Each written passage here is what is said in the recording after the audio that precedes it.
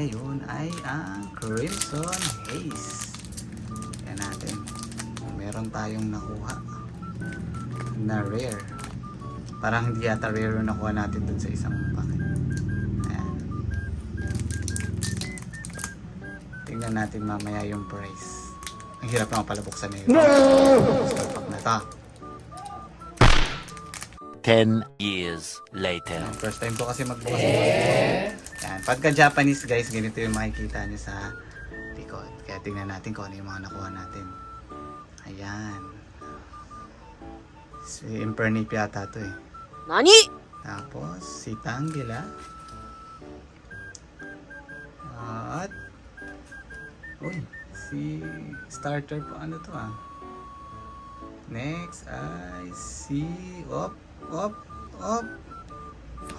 Uy! EV!